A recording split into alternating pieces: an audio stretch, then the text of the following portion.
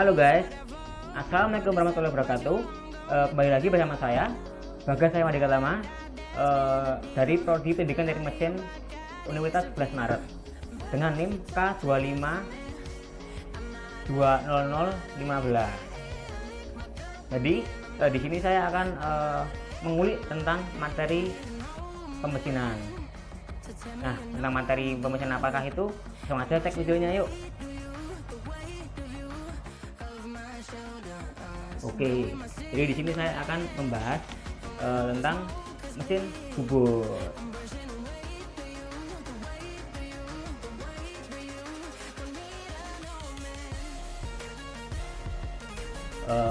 Oke, langsung saja. Apa sih mesin bubut itu? Jadi mesin bubut itu adalah suatu mesin perkakas yang digunakan untuk memotong benda kerja dengan cara diputar dengan cara mencekamnya. Jadi mesin bubut sendiri itu merupakan suatu proses pemakanan benda kerja yang kelihatannya itu dilakukan dengan cara memutar benda kerja, kemudian dikenakan pada pahat yang digerakkan secara translasi sejajar dengan sumbu putar dari benda kerja.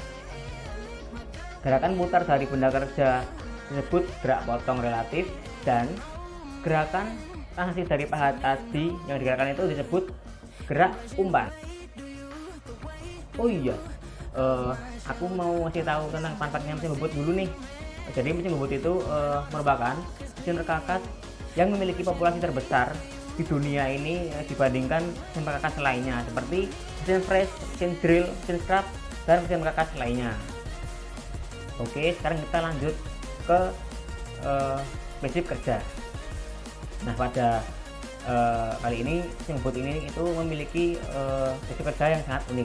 Kenapa demikian? Karena mesin bubut ini menghilangkan bagian dari benda kerja untuk memperoleh bentuk yang sudah ditentukan, di mana benda kerja diputar dengan kecepatan yang sudah diatur bersamaan dengan dilakukannya proses pemakanan oleh pahat yang digerakkan secara translasi sejajar dengan sumbu putar benda kerja. Gerakan putar dari benda kerja disebut gerak potong relatif, dan gerakan translasi dari pahat disebut gerak makan atau feeding. Nah, untuk gerakannya itu dapat dilihat di atas. Itu ada simulator tentang mesin bubut. Jadi itu sedang melakukan proses facing.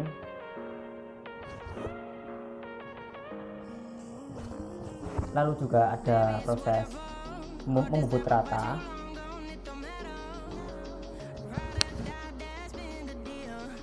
Terus ada proses menirus, jadi benarnya nanti dibubut miring. Lalu yang terakhir ada proses menchamfer agar bendanya tidak tajam.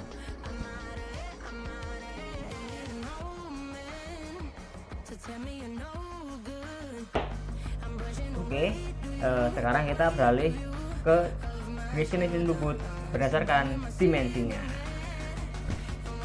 Jadi teman-teman di sini tuh pada bingung ya, kenapa kok dibedakan itu dari dimensinya. Oke, jadi pada proses pembubutan itu terutama pada pemilihan mesin itu sangat penting, karena pemilihan mesin itu dipilah-pilah sesuai dengan dimensi benda kerjanya. Oke, langsung aja ke yang nomor 1, itu ada mesin bubut ringan. Oke, pada mesin bubut ini merupakan konstruksi dari mesin bubut yang paling sederhana. Jadi mesin bubut ringan ini biasanya digunakan untuk latihan dan pekerjaan-pekerjaan ringan.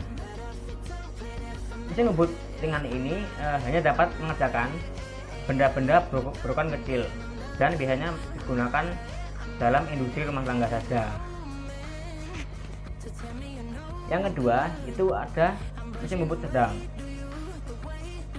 Jadi pada mesin ini itu digunakan untuk melakukan pekerjaan yang lebih bervariasi dengan tingkat ketelitian yang lebih tinggi dari mesin bubut ringan. Mesin bubut sedang ini memiliki konstruksi yang lebih lengkap tentunya daripada yang ringan. Biasanya di dalam dunia pendidikan itu menggunakan mesin bubut ini untuk proses pembelajaran. Yang ketiga itu ada mesin bubut standar. Jadi mesin bubut standar ini memiliki komponen yang terdapat pada mesin bubut sedang dan mesin bubut ringan. Mesin bubut standar ini dilengkapi dengan komponen-komponen tambahan seperti lampu, keran air pendingin, bak penampung beram, dan rem darurat yang digunakan untuk menghentikan mesin pada saat darurat. Lalu yang keempat, sekaligus yang terakhir, itu ada mesin bubut berat atau juga sering disebut mesin bubut meja panjang karena ukurannya yang sangat panjang. Mesin bubut berat ini adalah mesin bubut yang digunakan untuk mengerjakan benda-benda dengan ukuran yang panjang dan besar.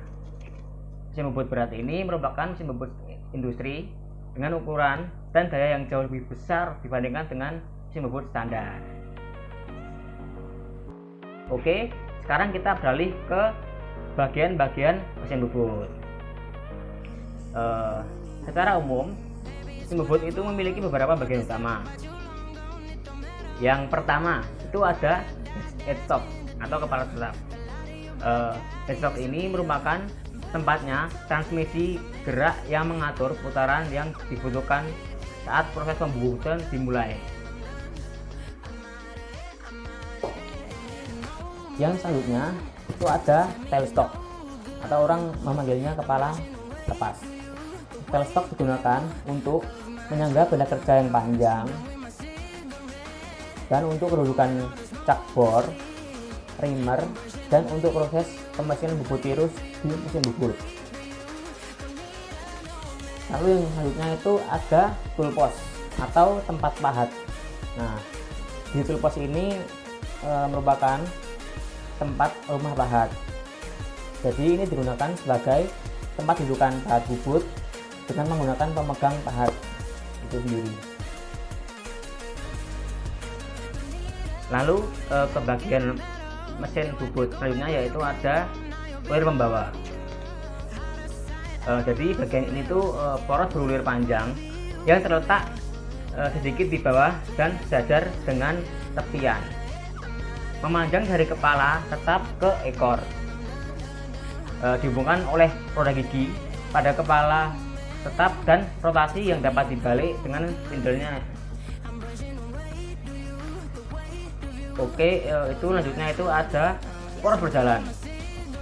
Nah, pada bagian ini tuh terletak di bawah ulir pengarah yang berfungsi untuk menyalurkan tenaga dari gearbox cepat untuk menggerakkan mekanisme bergerak ke arah melintang dan membujur.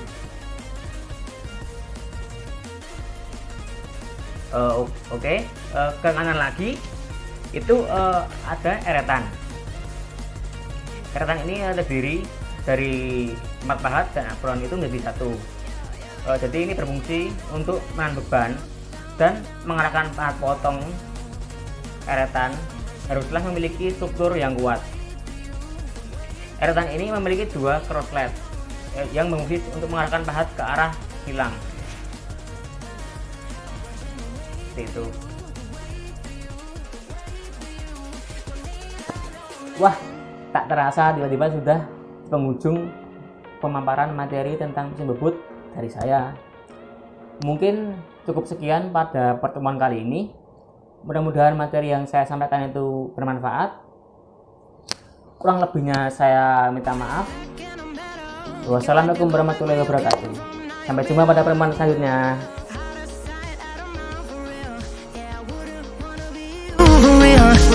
But if you don't,